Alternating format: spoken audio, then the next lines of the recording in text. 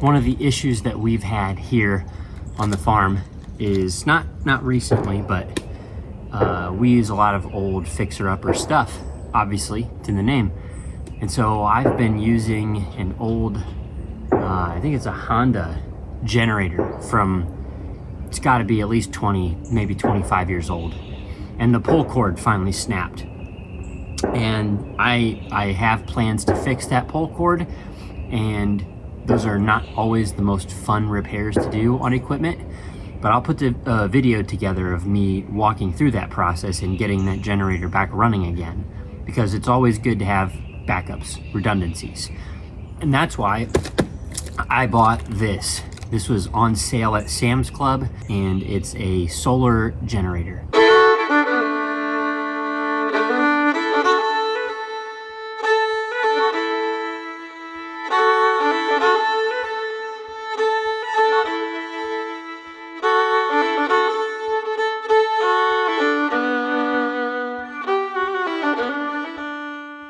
It's the River 2 from ECOFLOW, and it comes with two 45-watt solar panels.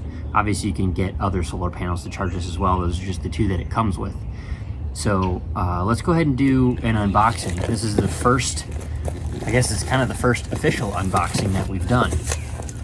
When you open it up, there's a couple of different boxes inside. You have cardboard spacer, and then you have the parallel XTC cable. This would be to run those solar panels in parallel with each other. And then you have a box in the middle. I'm guessing this is the actual generator unit itself. Yep. So it's got 4 standard wall outlets for 120, and has a bunch of different USB inputs, as well as a digital monitoring menu LCD screen. And then you have your two 45-watt solar panels that come in the box.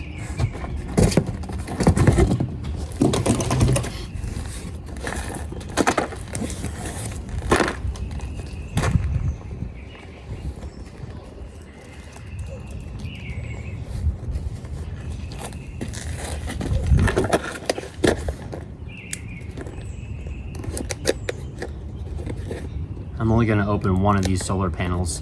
They are foldable, so you'll get to see what they look like just by opening one of them.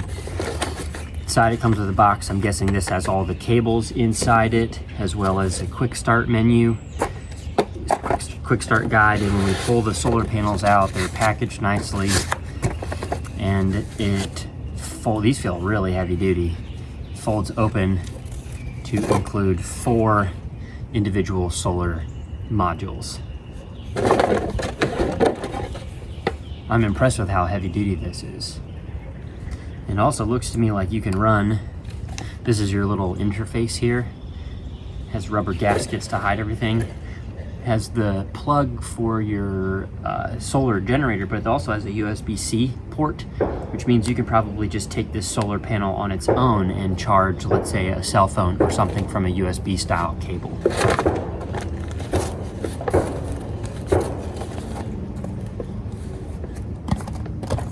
And inside this, let's double check and make sure this is actually the hardware that you need. Yep. So this is the cable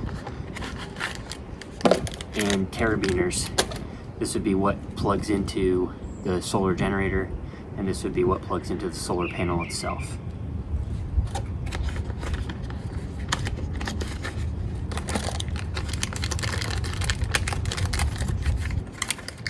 One of the things that intrigued me about this is right now, pretty much all of the infrastructure that we have on the farm is a good distance away from the house. So if I'm gonna, the egg stand right now is run off of extension cords that run from the garage.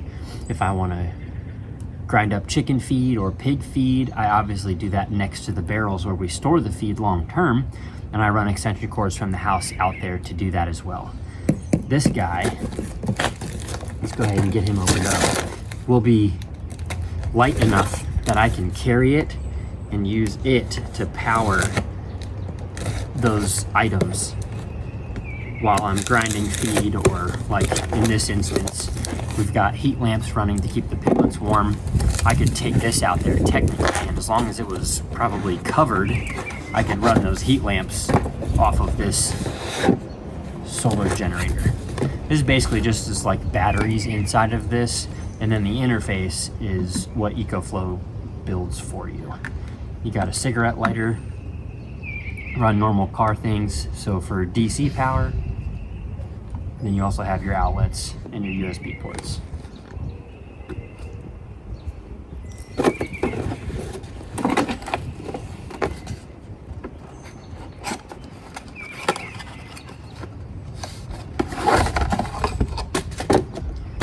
So it looks like it does come with a wall outlet to charge it initially. That's probably what I'll end up doing, but I am gonna hook up the solar panels and just see what kind of, it's an overcast day, let's just see what kind of power input we get.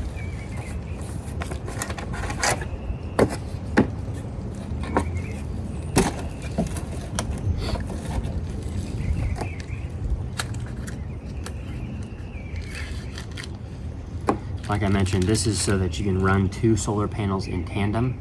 So it has the orange end that goes into the unit itself, and then it has a left and a right attachment for the cables that came with the solar panels.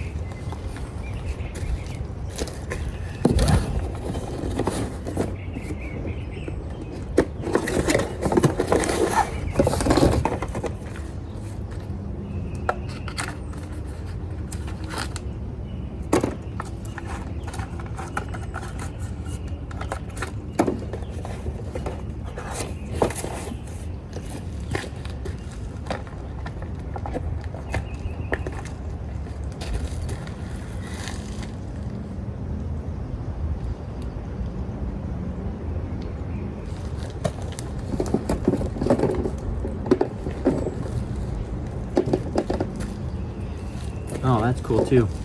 Looks like it also comes with a cable to plug it into your car to charge it.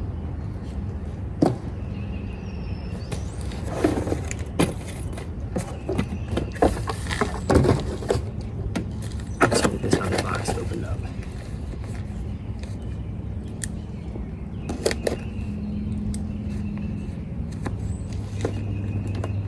In most instances, these will not come charged completely, so it's always best to top it off before you actually start running appliances off of it.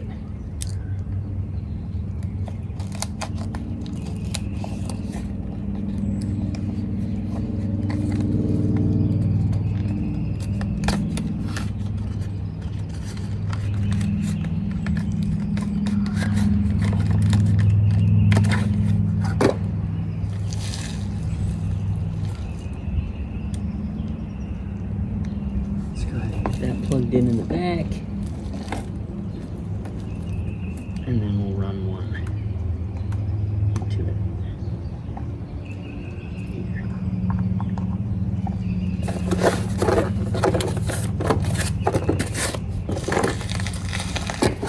There's a stack of boxes, that's okay.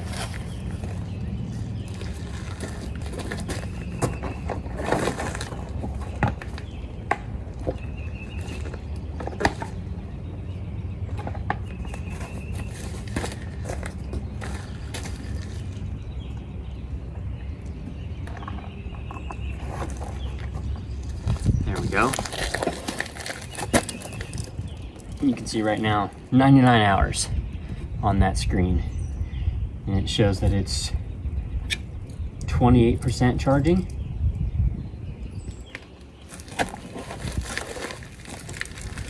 It's a very sleek unit. It's very small and lightweight, convenient carrying handle, but right now there's nothing plugged into it. You can see 99% charge, 99 hours, 28% charged, and then it'll give you input watts and output watts. So it looks like through the trees, and with this overcast day, it's late in the afternoon, I wasn't getting any charge with the solar panels, but I plugged it into a standard wall outlet, and you can see it's already jumped up from 28 to 31% charged. We're bringing in almost 900 watts input, and it shows the time remaining to finish charging the unit. So I'm gonna leave that go. When you're ready to turn on DC power, you push the on-off switch. When you're ready to turn on AC power, you push the on-off switch. It looks like USB ports are always on. Obviously, the USB ports and like charging your phones and stuff will not draw as much power. If you're gonna plug in and do like a freezer or refrigerator, it would draw a lot more power. But on a bright sunny day, you'd be able to recharge this with the sun while you're using it. And those things, they draw a lot of wattage initially, but they don't draw that much when they're actually running at temperature. The main reason we got this is for our sump pump in our basement, just in case we needed an emergency backup to get water pumping out of that sump pump in the event that we lose power. There we go, we've got 0 input watts because it kicks itself off once it's fully charged. We're showing 99 run hours and 100% charged. I think it's time to see what happens on that screen. One of the things in the garage that I can think of that would draw quite a bit of power is this circular saw. So I'm gonna go ahead and plug it in, and then we'll see what happens on screen when I fire it up.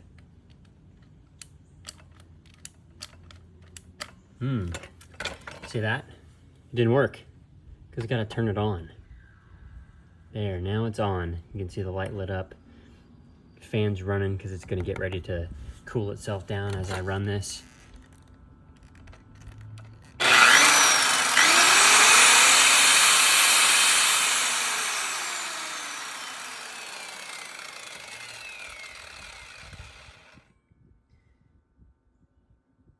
One of the other things I can totally see it being used for is to charge up my Ryobi cordless power tools. See, it kicked on the charger. We'll pop that on there. We've got blinking green charge. It's only drawing 30 to 45 watts, 74 hours running, 12 hours running now. So it looks like it, obviously this isn't gonna take 12 hours to charge, but that's cool too, because you could take this on a job site somewhere.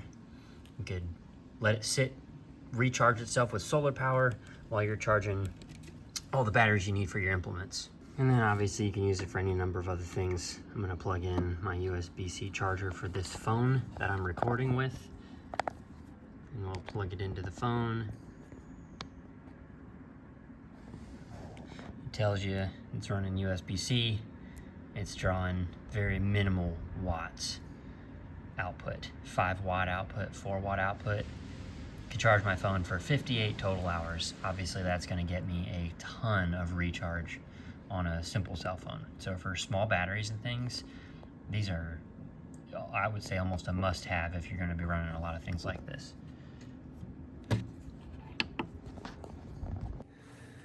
And that's the ECOFLOW River 2.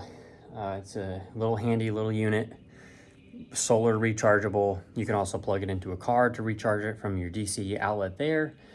In the cigarette lighter, you can plug it into a regular wall outlet and fully charge. It has up to 99 hours of runtime. I think probably the smallest thing that you could charge would be like a camera battery or a phone, and that drops to roughly 60 hours of recharge. So plenty of use for this little thing. Highly recommend you getting one, if for nothing else than to have it as a point of redundancy on your property. Residential, whether you live in a suburb or out in the country, you have a farm or you don't, these little things are so much cheaper than they used to be. It really doesn't make sense not to have one, just as a backup source of power. One thing that comes to my mind right away, my wife makes her own homemade bread with a grain mill. I can totally see whipping that thing out in a power outage and still being able to bake bread over our wood-burning fireplace. That way, we still have calories that we can consume, and we know that they're fresh ground, homemade. That's just another cool thing that you could use something like this for in a pinch. And that's what it's for. It's not to run the whole house. It's not to run, a specific thing indefinitely, though that's what it's marketed as. We're gonna use it as a backup source of power. Hopefully the EcoFlow River 2 was something that was interesting for you to learn about if you haven't explored solar yet. And I don't know, we'll see what other cool things we can do with it as we move forward and keep trying it out with various items here on the farm. Well, I appreciate you joining us, and I'll see you right back here again next time for the next video. Thanks.